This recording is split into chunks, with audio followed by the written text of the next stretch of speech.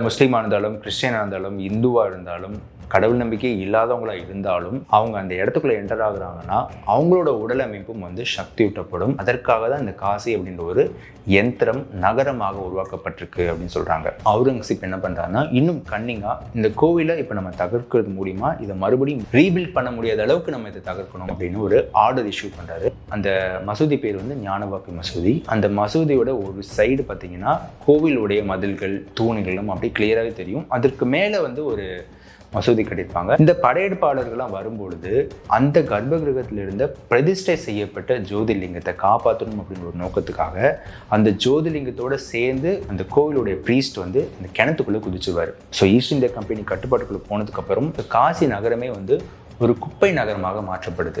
So அதற்கு court என்ன சொல்லியிருக்காங்க அப்படின்னா ஒரு 5 மெம்பர் கமிட்டி ஃபார்ம் பண்ணுங்க. அதில் 2 பேர் முஸ்லீமாக இருக்கணும். ஸோ இவங்க சேர்ந்து முடிவு பண்ணட்டும், ஆர்கியாலஜிக்கல் சர்வேலாம் எடுக்கணும் அப்படின்றத கோர்ட் ஆர்டர் பண்ணியிருக்காங்க. ஸோ இந்த இனாகிரேஷனில் இந்த காசி விஸ்வநாதர் காரிடார் ப்ராஜெக்ட் 800 கோடி ரூபாய்க்கு எஸ்டிமேட் பண்ணியிருக்காங்க. இந்த ப்ராஜெக்டோட 800 crore கிட்டத்தட்ட 400 crore rupees அவங்களுக்கு அந்த ரீஹாபிலிட்டேஷனுக்கு அவங்க ஷிஃப்ட் பண்ணணும்ல, அதுக்காக கொடுக்கப்பட்டு அவங்கள வேறு இடத்துக்கு ஷிஃப்ட் பண்ணிட்டு தான் இந்த இடத்த நாங்கள் அக்வைர் பண்ணியிருக்கோம். ஆனால் இந்த மண் வித்தியாசமான மண். எப்பெல்லாம் அவுரங்கசீப் மாதிரியான ஒரு காட்டு மிராண்டிகள் இந்த மண்ணில் கால் எடுத்து வைக்கிறாங்களோ அப்பெல்லாம் மராத்திய வீரர் சிவாஜி மாதிரியான ஒரு ஆட்களும் இங்கே உதயமாகணும். எல்லாருக்கும் வணக்கம். நம்மளுடைய முந்தைய தலைமுறை, நம்ம அப்பா அம்மாவாக இருக்கட்டும் இல்லை நம்ம தாத்தா பாட்டியாக இருக்கட்டும், அவங்க வாழ்க்கையில் ஒரே ஒரு முறையாச்சு காசி ராமேஸ்வரத்துக்கு போயிட்டு வரணும் அப்படின்ற ஒரு நோக்கம் அவங்களுக்கு இருந்திருக்கும். தன்னோட கடைசி காலத்தை காசியில் செலவழிக்கணும் அப்படின்ற ஒரு எண்ணமும் அவங்களுக்கு இருந்திருக்கும். இது மாதிரி பல மனிதர்கள் தென்னிந்தியாவிலேருந்து காசிக்கு போகிறதும் இல்லை அங்கே இருக்கவங்க ராமேஸ்வரம் வரதும் ஒரு வழக்கமாக பல வருடங்களாக நம்ம நாட்டில் இருந்துட்டு இருக்கவங்க தான். எப்படி இஸ்லாம் மதத்தை ஃபாலோ பண்ணுறவங்க மெக்கா அப்படின்ற ஒரு இடத்த பார்க்குறாங்களோ, கிறிஸ்டியானிட்டியை ஃபாலோ பண்ணுறவங்க ஜெருசலம் வேட்டிகன் சிட்டியை பார்க்குறாங்களோ, அது மாதிரி இங்கே இந்து மதத்தை ஃபாலோ பண்ணுறவங்க காசி அப்படின்ற ஒரு இடத்துக்கு ஒரு முக்கியத்துவமும் ஒரு புனிதத்தன்மையும் கொடுத்து தான் அதை பார்க்குறாங்க. எதற்காக இந்த முக்கியத்துவம், எதற்காக இந்த புனிதத்தன்மை அப்படின்னு பார்த்தீங்கன்னா இதுக்கு ஒரே ஒரு பதில், முக்தி. இந்த முக்தி அப்படின்றது ஒவ்வொரு தனி மனிதனுடைய அல்டிமேட் கோல் அப்படின்னு சொல்கிறாங்க.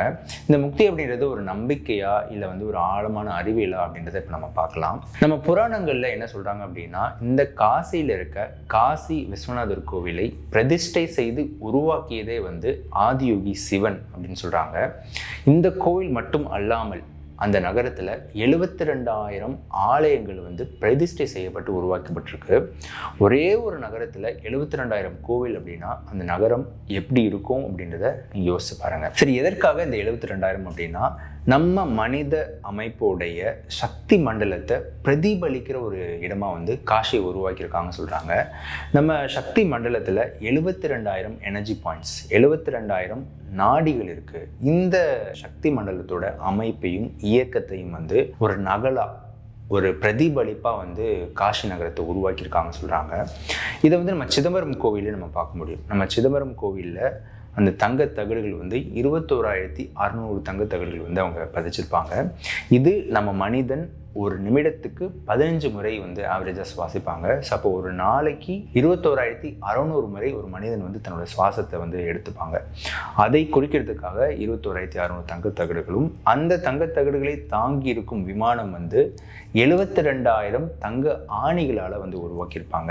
ஸோ இந்த 72,000 மனிதர்களுடைய சக்தி மண்டலத்தை குறிக்கிறதா தான் இருக்குது அப்படின்னு சொல்கிறாங்க. இந்த சிதம்பரம் கோவிலோட பழமையானது தான் காசி அப்படின்னு சொல்கிறாங்க. ஸோ ஒரு காசி அப்படின்ற ஒரு அந்த இடத்துக்குள்ளே, அந்த நகரத்துக்குள்ளே ஒருத்தவங்க என்டர் ஆகுறாங்கன்னா என்ன அர்த்தம் அப்படின்னு பார்த்தீங்கன்னா 72,000 நாடிகளும் சக்தி ஊட்டப்பட்ட ஒரு முழு ஆற்றலோட இயங்கிக்கிட்டு இருக்க மனித உடல் அமைப்புக்குள்ளே என்டர் ஆகுறாங்க அப்படின்றது தான் அர்த்தம். ஸோ அவங்க முஸ்லீமாக இருந்தாலும், கிறிஸ்டியனாக இருந்தாலும், இந்துவாக இருந்தாலும், கடவுள் நம்பிக்கை இல்லாதவங்களா இருந்தாலும் அவங்க அந்த இடத்துக்குள்ள என்டர் ஆகுறாங்கன்னா அவங்களோட உடல் அமைப்பும் சக்தியூட்டப்படும். அவங்களோட வாழ்க்கையிலும் அவங்க முக்தி நோக்கி ஒரு பயணத்தில் போவாங்க. அதற்காக தான் இந்த காசி அப்படின்ற ஒரு யந்திரம் நகரமாக உருவாக்கப்பட்டிருக்கு அப்படின்னு சொல்கிறாங்க. ஸோ இதற்காக தான் காசி அப்படின்றதுக்கு இத்தனை 1000 வருடங்களாக முக்கியத்துவமும் புனிதத்தன்மையும் கொடுத்து வாழ்க்கையில் ஒரு முறையாச்சும் அங்கே போயிடணும் அப்படின்னு சொல்லி இவ்வளோ நாட்களாக பின்பற்றியிருக்காங்க. நம்மளுடைய புராணங்களில் சிவனுடைய மனைவி சக்தி அவருடைய தகனம் வந்து மணிகர்ணிகா கட்டில் தான் நடந்திருக்கு அப்படின்னு சொல்கிறாங்க. அப்போ எரியூட்டப்பட்ட அந்த நெருப்பு வந்து இன்னி வரைக்கும் பல கோடி பக்தர்கள் தங்களுடைய இறப்புக்கு அப்புறம் முக்தியை நோக்கி போகணும்னு நினைக்கிற பல கோடி பக்தர்களுடைய இறப்புக்காக அந்த தகனத்துக்காக அந்த நெருப்பு வந்து இன்னி வரைக்கும் எரிஞ்சுக்கிட்டு தான் இருக்குன்னு சொல்கிறாங்க. இந்த காசி வந்து பழம்பெருமையான வரலாறு உடையது. இதை பற்றி மார்க் ட்வைன் என்ன சொல்கிறாருன்னா, நாம் நினைக்கிற வரலாறை விட பழமையானது வந்து காசி, நாம் நினைக்கிற கலாச்சாரத்தை விட பழமையானது வந்து காசி அப்படின்னு மார்க் ட்வைன் சொல்லியிருக்காரு. இந்த காசி நகரத்துடைய பெண் தெய்வமாக அன்னபூர்ணியை வணங்குறாங்க. அந்த பெயருக்கு ஏற்ற மாதிரி காசி நகரத்தில் நீங்கள் எந்த மூளைக்கு போனீங்கனாலும் உங்களுக்கு அன்னதானம் இன்னி வரைக்கும் கிடைக்கும். இது வந்து ஆயிரம் வருடங்களாக நடந்துட்டு இருக்க ஒன்று தான். இந்த காசியில் பழம்பெருமையான ஒரு பல்கலைக்கழகம் வந்து ஒன்று இருந்திருக்கு. இது உலகம் முழுக்க இருக்க மாணவர்களை ஈர்த்து அவங்க இங்கே வந்து கற்றுக்கிட்டு தங்களுடைய நாட்டுக்கு திரும்பி போயிருக்காங்க அப்படின்னு சொல்கிறாங்க. ஸோ இந்த காசி அப்படின்றது ஆன்மீக தேடலில் இருக்கவங்களுக்கு ஒரு அறிவு பொக்கிஷம் மட்டும் இல்லாமல் கலை, அறிவியல், பண்பாடு, இந்த மாதிரி பல விஷயங்களுக்கு இந்த காசி வந்து ஒரு முன் உதாரணமாக இருந்திருக்குன்னு சொல்ல முடியும். இதை பற்றி சத்குரு அவர்கள் என்ன சொல்கிறாங்க அப்படின்னா, ரோம் அப்படின்ற ஒரு எண்ணம் வந்து மக்களோட மனசில் வரதுக்கு முன்னாடியே காசி அப்படின்றது பல லட்சம் மக்களோட மனசில் இடம் பிடிச்சிருந்திருக்கு அப்படின்னு சொல்கிறாங்க. ஈஜிப்ட் அப்படின்ற ஒரு ஃபெனாமினான் உருவாகிறதுக்கு முன்னாடியே காசி அப்படின்ற ஒரு மாபெரும் நகரம் வந்து இருந்திருக்கு அப்படின்னு சொல்கிறாங்க. ஸோ அந்தளவுக்கு பழமையானது தான் காசி. பழமையானது மட்டும் இல்லாமல் இது வந்து கலைநயத்திலும் சிறந்த ஒரு நகரமாக இருந்திருக்கு. இந்த காசி வந்து அழகு, பிரம்மாண்டம், அறிவியல், இதன் மூலிமா பல கோடி மக்களை வந்து தன்னை நோக்கி ஈர்த்திருக்கு. அப்படி ஈர்த்த காசி வந்து எப்படி காட்டுமிராண்டித்தனமான படையெடுப்பாளர்களை ஈர்க்காமல் இருந்திருக்கும், அவங்களையும் ஈர்த்துச்சு. இந்த காசி நகரத்தை முதல்ல எப்போ அட்டாக் பண்ணுறாங்க அப்படின்னா 1194 முகமது கோரியோட கமாண்டர் குத்புதீன் ஐபக் அப்போ இருந்த ராஜா கனூஜை வீழ்த்தி அந்த காசி விஸ்வநாதர் கோவிலை வந்து தகர்க்கிறாரு. அதுக்கடுத்த ஒரு படையெடுப்புலையும் அந்த கோவில் தகர்க்கப்படுது.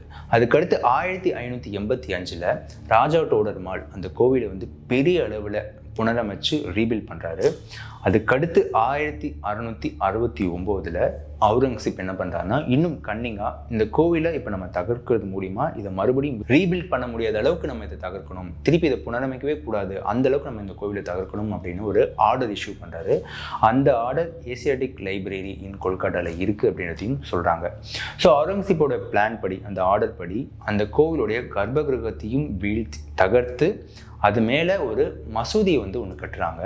இந்த பிக்சர் நீங்கள் பார்த்தீங்கனாலே தெரியும். அந்த மசூதி பேர் வந்து ஞானவாபி மசூதி. அந்த மசூதியோட ஒரு சைடு பார்த்தீங்கன்னா கோவிலுடைய மதில்கள், தூண்களும் அப்படி கிளியராகவே தெரியும். அதற்கு மேலே வந்து ஒரு மசூதி கட்டியிருப்பாங்க. ஸோ அந்தளவுக்கு வந்து ஒரு காட்டுமிராண்டித்தனமான ஒரு அட்டாக் தான் வந்து அவுரங்கசீப் வந்து மேற்கொண்டிருக்காரு அப்படின்னு நம்மளுக்கு தெரிய வருது. ஸோ இந்த மசூதிக்கு பேர் வந்து ஏன் ஞானவாபி மசூதி அப்படின்னு பேர் வந்துச்சு அப்படின்னா, அந்த மசூதியில் இருக்க ஒரு கிணறு பார்த்தீங்கன்னா அப்போ வந்து காசி விஸ்வநாதர் கோயிலில் ஒரு கிணறாக இருந்திருக்கு.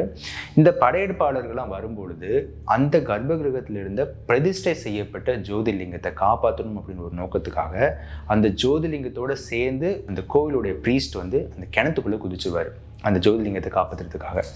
அந்த ஜோதிர்லிங்கம் அந்த கிணத்துல தான் இன்னும் இருக்குது அப்படின்றதும் சொல்கிறாங்க. ஸோ அந்த கிணறுக்கு பெயர் வந்து ஞானவாபி அப்படின்னு சொல்கிறாங்க. ஞானம் அப்படின்றது உங்களுக்கு தெரியும், விஸ்டம். வாபி அப்படின்றது கிணறு. ஸோ அதனால் அந்த மசூதியும் இன்னும் ஞானவாபி மசூதி அப்படின்னு தான் சொல்கிறாங்க.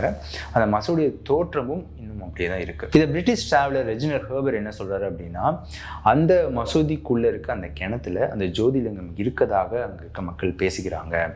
ஸோ அங்கே அந்த கங்கை நீரை விட அந்த கிணத்துல இருக்க நீர் வந்து புனிதமான நீரை கன்சிடர் பண்ணப்படுறாங்கன்னு அப்போவே அந்த பிரிட்டிஷ் டிராவலர் எழுதியிருக்காரு. ஸோ இந்த காசி நகரத்தை வந்து பெரிய அளவில் தகர்த்தது, கடைசி முறையாக தகர்த்தது யாருன்னு பார்த்தீங்கன்னா அந்த அவுரங்கசீப் தான். அதுக்கடுத்து 1780 அஹில்யா ஹோல்கர் அப்படின்ற ஒரு மராத்திய குயின், இண்டோருடைய மராத்திய குயின் என்ன பண்ணுறாங்கன்னா, அந்த கோவிலுக்கு பெரிய அளவில் புனரமைக்கும் வேலைகள் வந்து ஈடுபட்டு அந்த கோயிலை திருப்பி ரீபில்ட் பண்ணுறாங்க. அதுக்கப்புறம் 1835 மகாராஜா ரஞ்சித் சிங்கும் வந்து இந்த கோயிலோட புனரமைப்பில் வந்து பங்கு பெறுறாரு. அதுக்கடுத்து இவங்க எல்லாரும் இந்த கோயிலை மறுபடியும் பில்ட் பண்ணி ஒரு அளவுக்கு கொண்டு வந்ததுக்கப்புறம் அதை ஈஸ்ட் இந்தியா கம்பெனி வந்து தங்களுடைய கட்டுப்பாட்டுக்குள்ளே கொண்டு வந்துடுறாங்க. ஸோ ஈஸ்ட் இந்தியா கம்பெனி கட்டுப்பாட்டுக்குள்ளே போனதுக்கப்புறம் யாராலையும் ஒன்றுமே பண்ண முடியல. ஸோ காசி நகரமே வந்து ஒரு குப்பை நகரமாக மாற்றப்படுது. 1810 வாரணாசியோட டிஸ்ட்ரிக்ட் மேஜிஸ்ட்ரேட் வாட்சன் என்ன சொல்கிறாருன்னா, அந்த ஞானவாபி மசூதி வந்து அங்கே இருக்க இந்துக்களுக்கு சொந்தமானது தான், இது அவங்களுக்கு தான் நியாயப்படி கொடுக்கணும். பட் ஆனால் இப்போ இருக்க பிரச்சனையெல்லாம் பார்த்தா அது சாத்தியமே இல்லைன்னு தான் தோணுது அப்படின்றத அவர் லெட்டராக அவர் எழுதியிருக்காரு. மகாத்மா காந்தியோட ஓன் வேர்ட்ஸில் அவருடைய ஸ்டோரி ஆஃப் மை எக்ஸ்பீரியன்ஸில் அவர் என்ன சொல்லியிருப்பார் அப்படின்னா, நான் வந்து காசி விஸ்வநாதர் கோயிலுக்கு நான் போயிருந்தேன். எனக்கு அதை பார்க்கும்போதே மனசு அவ்வளோ வலிச்சிச்சு. ஏன்னா போகிற பாதை அவ்வளோ நேரோவாக இருக்குது. அங்கே வந்து பூச்சி இதெல்லாம் வந்து பறந்துகிட்ருக்கு. அவ்வளோ கூட்ட நெரிசல் இருக்குது. எங்கே அமைதியாக உட்காந்து தியானம் பண்ணணுமோ, எங்கே மனசை வந்து ஒருநிலைப்படுத்தணுமோ, அந்த மாதிரியான ஒரு முக்கியமான ஒரு இடத்துல வந்துட்டு இந்த மாதிரி ஒரு சூழலை பார்க்கும்போது எனக்கு மனசு கஷ்டமாக இருக்குன்னு காந்தி அவருடைய ஆட்டோபயோகிராஃபியில் எழுதியிருக்காரு. ஸோ ஈஸ்ட் இந்தியா கம்பெனி கைக்கு போனதுக்கப்புறம் காசி அப்படின்ற ஒரு நகரமே இந்த மாதிரி ஒரு நிலைமையில தான் இருக்குது. 240 வருஷத்துக்கு முன்னாடி அஹில்யா ஹோல்கர் அப்படின்ற ஒரு மராத்திய ராணி அவங்க எடுத்த முயற்சியை வந்துட்டு இப்போது 2019 காசி விஸ்வநாதர் காரிடார் ப்ராஜெக்ட் அப்படின்னு அடிக்கல் நாட்டினவர் வந்து பாரத பிரதமர் நரேந்திர மோடி. இந்த காசி விஸ்வநாதர் காரிடார் ப்ராஜெக்ட் அப்படின்னா என்னன்னு பார்த்தீங்கன்னா, காசி விஸ்வநாதர் கோவிலுக்கும் கங்கை நதிக்குமான அந்த பாதை வந்து இன்னும் ஈஸியாக சுலபமாக எல்லா மக்களும் ஆக்சஸ் பண்ணணும் அப்படின்ற ஒரு முக்கியமான நோக்கம் இதில் இருக்குது. இதுக்கு முன்னாடி பார்த்திங்கன்னா அந்த குறுகிய இடத்துல கொஞ்சம் மக்கள் தான் போக முடியும், சுத்தமாகவும் இருக்காது. இப்போ அந்த பாதையை வந்து இன்னும் விரிவாக்கியிருக்காங்க. அதிக மக்கள் ஒரே நேரத்தில் கங்கை நதியிலேருந்து காசி விஸ்வநாதர் கோவிலேருந்து ஆக்சஸ் பண்ணுற மாதிரியான ஒரு காரிடார் ப்ராஜெக்ட் தான் இது. இந்த ப்ராஜெக்டை வந்து ட்ரீம்லேருந்து ரியாலிட்டிக்கு கொண்டு வரதுக்கு 33 மாதங்கள் ஆகிருக்கு. இதை மார்ச் மாதம் 2019 வந்துட்டு அடிக்கல் நாட்டியிருக்காங்க. இதோடைய சீஃப் ஆர்கிடெக்ட் யாருன்னு பார்த்தீங்கன்னா பிமல் பட்டேல். வாரணாசியோட டிவிஷனல் கமிஷனர் தீபக் அகர்வால் என்ன சொல்லியிருக்காரு அப்படின்னா, இந்த காரிடார் வந்து நாங்கள் உருவாக்கும் போது இந்த புனரமைக்கும் பணியில் வந்து நாங்கள் காசி விஸ்வநாதர் கோயில் மட்டுமல்லாமல் இன்னும் 41 ஸ்மால் அண்ட் மீடியம் சைஸ் கோயில் வந்து நாங்கள் டிஸ்கவர் பண்ணி அதையும் நாங்கள் வந்து புனரமைச்சிருக்கோம் சொல்கிறாங்க. அதை விட ஒரு பெரிய மைல்கல்ல என்னன்னு பார்த்தீங்கன்னா, ஞானவாபி மசூதியோட அட்மினிஸ்ட்ரேஷன் இந்த காரிடார் ப்ராஜெக்டுக்காக 1000 ஸ்கொயர் ஃபீட் வந்து கொடுத்துருக்காங்க எக்ஸ்சேஞ்சாக. இன்னொரு இடத்துல 1000 ஸ்கொயர் ஃபீட் வந்து அவங்க வாங்கியிருக்காங்க அப்படின்னு சொல்கிறாங்க. இந்த எக்ஸ்சேஞ்ச் ஆஃப் லேண்ட் வந்து லீகலாக நடந்திருக்கு அப்படின்றது சொல்கிறாங்க. காசி விஸ்வநாதர் கோயிலுடைய பெட்டிஷனர் என்ன சொல்லியிருக்காரு அப்படின்னா, இந்த ஞானவாபி மசூதி இருக்கும் இடமே வந்து காசி விஸ்வநாதர் கோயிலோட இடம் தான். நாங்கள் வந்து வேறு இடம் இதே மாதிரி நாங்கள் கொடுக்குறோம், தயவுசெய்து இந்த இடம் வந்து காசி விஸ்வநாதருக்கு இடத்துக்கே கொடுத்துருங்க, நாங்கள் அங்கே வந்து கோவிலை பில்ட் பண்ணிக்கிறோம் அப்படின்ற மாதிரியான ஒரு பெட்டிஷனும் அவர் போட்டிருக்காரு. ஸோ அதற்கு கோர்ட் என்ன சொல்லியிருக்காங்க அப்படின்னா, ஒரு 5 மெம்பர் கமிட்டி வந்து ஃபார்ம் பண்ணுங்கள், அதில் வந்து 2 பேர் வந்து முஸ்லீமாக இருக்கணும். ஸோ இவங்க சேர்ந்து முடிவு பண்ணட்டும், ஆர்கியாலஜிக்கல் சர்வேலாம் எடுக்கணும் அப்படின்றத கோர்ட் வந்து ஆர்டர் பண்ணியிருக்காங்க. ஸோ 2019 மார்ச் மாதம் துவங்கப்பட்ட இந்த அடிக்கல் வந்து 2021 டிசம்பர் 13 வந்துட்டு ஃபஸ்ட்டு ஃபேஸ் முடிஞ்சு பிரதமர் நரேந்திர மோடி வந்து இதை வந்து இனாகுரேட் பண்ணுறாரு. இதுக்கு 12 மாநிலத்துடைய சிஎம் வந்து அந்த இனாகுரேஷன் ஃபங்க்ஷனில் இருக்காங்க. ஸோ இந்த இனாகுரேஷனில் இந்த காசி விஸ்வநாதர் காரிடார் ப்ராஜெக்ட் வந்து 800 கோடி ரூபாய்க்கு எஸ்டிமேட் பண்ணியிருக்காங்க. அதில் ஃபேஸ் 1 வந்து கம்ப்ளீட் ஆயிருக்குன்னு சொல்லியிருக்காங்க. 3500 ஸ்கொயர் ஃபீட்டாக இருந்த இந்த நேரோவான அந்த காரிடரை, அந்த சுத்தமில்லாத அந்த காரிடர் வந்து 5 லட்சம் ஸ்கொயர் ஃபீட்டாக வந்து எக்ஸ்பேண்ட் பண்ணியிருக்கோம் அப்படின்றத சொல்லியிருக்காங்க. ஸோ இதன் மூலயமா ஒரு நாளைக்கு 50,000 75,000 பக்தர்கள் வந்து அந்த கோவிலை ஈஸியாக ஆக்சஸ் பண்ண முடியும் அப்படின்றதையும் சொல்லியிருக்காங்க. அது மட்டும் இல்லாமல் 23 பில்டிங்கை வந்து அந்த இடத்துல இனாகுரேட் பண்ணியிருக்காங்க. ஸோ இந்த பில்டிங்கில் வந்துட்டு வெளியூர்லேருந்து மக்கள் வந்தாங்கன்னா ஸ்டே பண்ணுறதுக்கு viewing gallery, museum, books, spiritual books, food court, இது எல்லாமே வந்து எல்லா வசதிகளும் அந்த பில்டிங்கில் கொண்டு வந்திருக்காங்க. ஸோ ஆயிரக்கணக்கான மக்கள் அந்த கோவிலையும் அந்த கோவிலோட காரிடர், அந்த கங்கை நதியிலிருந்து காசி விஸ்வநாதர் கோவிலுக்கு வர அந்த காரிடரும் வந்து ஈஸியாக ஆக்சஸ் பண்ணுறதுக்கான ஃபேஸ் 1 ப்ராஜெக்ட் வந்து கம்ப்ளீட் பண்ணியிருக்கோம் சொல்கிறாங்க. ஃபேஸ் 2 வந்து எல்லாமே ரிவர்ஸ் சைடு ஜெட்டி ஸ்டேஷன், இந்த மாதிரி ரிவர்ஸ் சைடு ஈஸி ஆக்சஸ்க்காக ஃபேஸ் 2 நடக்கும் அப்படின்றதையும் அவங்க சொல்லியிருக்காங்க. ஸோ இந்த காரிடார் ப்ராஜெக்ட் வந்து நரேந்திர மோடி அவர்கள் என்ன சொல்லியிருக்காரு அப்படின்னா, இந்த பிரிட்ஜ் வந்து it's a bridge between a past and future அப்படின்றது அவங்க சொல்லியிருக்காங்க. இதில் இன்னும் ஹைலைட்டான ஒரு விஷயம் என்ன அப்படின்னு பார்த்தீங்கன்னா, இந்த ப்ராஜெக்டோட சீஃப் ஆர்கிடெக்ட் பிமல் பட்டேல் என்ன சொல்கிறார் அப்படின்னா, இந்த 3000 ஸ்கொயர் ஃபீட்டை வந்து 5 லேக் ஸ்கொயர் ஃபீட்டை நாங்கள் எக்ஸ்பேண்ட் பண்ணும்போது கிட்டத்தட்ட 300 பில்டிங் வந்து இதுக்கு இடையூறாக இருந்துச்சு, 300 ஸ்மால் பில்டிங்ஸ் வந்து இடையூறாக இருந்துச்சு. அவங்க எல்லாத்துலேயும் பேசி கன்வின்ஸ் பண்ணி இந்த ப்ராஜெக்டோட 800 crore கிட்டத்தட்ட 400 crore rupees வந்து அவங்களுக்கு அந்த ரீஹாபிலிட்டேஷனுக்கு அவங்க ஷிஃப்ட் பண்ணணும்ல, அதுக்காக கொடுக்கப்பட்டு அவங்கள வேறு இடத்துக்கு ஷிஃப்ட் பண்ணிட்டு தான் இந்த இடத்த நாங்கள் வந்து அக்வைர் பண்ணியிருக்கோம். கிட்டத்தட்ட 1400 மக்கள் வந்து அந்த 5 லேக் ஸ்கொயர் ஃபீட்லேருந்து வேற ஒரு இடத்துக்கு வந்து ஷிஃப்ட் பண்ணியிருக்காங்க. எந்த ஒரு இஷ்யூவும் இல்லாமல் நடந்திருக்கு அப்படின்னு சொல்கிறாங்க. இது உண்மையிலே ஒரு பெரிய விஷயங்க. ஏன்னா ஆல்ரெடி மக்கள் வந்து நம்ம நாள் ஒரு இருக்க இடத்துல வந்துட்டு அவங்களும் அதை புரிஞ்சுக்கிட்டு அவங்களுக்கும் எந்த ஒரு ஃபினான்சியல் ப்ராப்ளம் இல்லாமல் அவங்க இடத்த விட்டு அவங்க போய் இன்னொரு இடத்துல சந்தோஷமாக வாழ வைக்கணும்னா அவங்களுக்கும் அந்த புரிதல் இருக்கணும், கவர்மெண்ட் கூட அந்த ஒத்துழைப்பு இருக்கணும். அதுவும் அங்கே நடந்திருக்கு அப்படின்றது தான் இங்கே ஒரு ஹைலைட்டான ஒரு விஷயம். ஸோ இந்த இனாகுரேஷனில் ஒரு முக்கியமான பாயிண்ட் வந்து நரேந்திர மோடி அவர்கள் பேசுகிறாங்க. இந்த காசி அப்படின்ற ஒரு நகரத்தை வந்து பல இன்வைடர்ஸ், வாரியர்ஸ், பல படையெடுப்பாளர்கள் வந்து தகர்த்திருக்காங்க. முக்கியமாக அவுரங்கசீப் மாதிரியான காட்டு மிராண்டிகள் வந்து நிறைய தகர்ப்புகள் இது பண்ணியிருக்காங்க. அவங்க தங்களோட கத்தியை வச்சுக்கிட்டு இவ்வளோ பெரிய நாகரிகத்தை மாற்றிடலாம் அப்படின்னு அவங்க நினச்சிருந்துருக்காங்க. ஆனால் இந்த மண் வந்து வித்தியாசமான மண். எப்போல்லாம் அவுரங்கசீப் மாதிரியான ஒரு காட்டு மிராண்டிகள் இந்த மண்ணில் கால் எடுத்து வைக்கிறாங்களோ அப்போல்லாம் மராத்திய வீரர் சிவாஜி மாதிரியான ஒரு ஆட்களும் வந்து இங்கே உதயமாகறாங்க அப்படின்றது வந்து நரேந்திர மோடி அவர்கள் சொல்லி முடிச்சிருக்காங்க.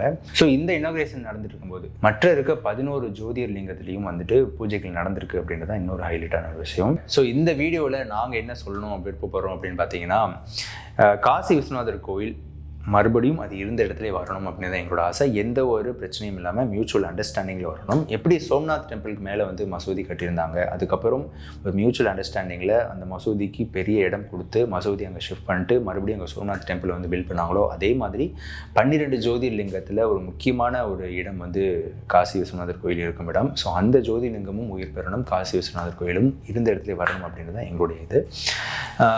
இதுக்கு வந்து கோர்ட் வந்து ஆர்கியாலஜிக்கல் சர்வேயும் இஷ்யூ பண்ணியிருக்காங்க. ஸோ அதுவும் நல்லபடியாக நடந்து எல்லாம் நல்லபடியாக நடக்கணும் அப்படின்னு தான் இந்த வீடியோவில் நாங்கள் சொல்ல வேண்டிய ஒரு விஷயமா இருக்குது. இந்த ஃபேஸ் 1 இனாகிரேஷனை பார்த்துட்டு சத்குரு அவர்கள் என்ன சொல்கிறாங்க அப்படின்னா, இதை பார்க்கும்போது மனசுக்கு அவ்வளோ சந்தோஷமாக இருக்குது. ஏன்னா காசி அப்படின்ற ஒரு இடம் வந்து பல முறை தகர்க்கப்பட்ட ஒரு இடம். அதை நம்ம முடிஞ்சளவு நம்மளால் ரிப்பேர் பண்ணி அதை திருப்பி நம்ம கன்ஸ்ட்ரக்ட் பண்ணுறோம். அது பார்க்கவே சந்தோஷமாக இருக்குன்னு சொல்லியிருக்காங்க. இதுக்கு இந்த முயற்சிக்கு உறுதுணையாக நின்ன பிரதமர், சீஃப் மினிஸ்டர்ஸ் எல்லாத்துக்கும் என்னோட நன்றிகள் அப்படின்னு சொல்லி சொல்லியிருக்காங்க. இந்த வீடியோவில் பல பெருமையான காசியை பற்றி நம்ம முதல் முறையாக நம்ம வீடியோஸ்லேயே ஃபஸ்ட் டைம் காசியை பற்றி பேசியிருக்கோம். ரொம்ப சந்தோஷமாக இருக்குது. இனிமேல் வரப்போகிற வீடியோக்குள்ளே என்ன மாதிரியான டாபிக்ஸ் பேசலாம் அப்படின்றத நீங்கள் கமெண்ட்ஸில் தெரிவிங்க. அடுத்த வீடியோவில் சந்திக்கலாம். நன்றி.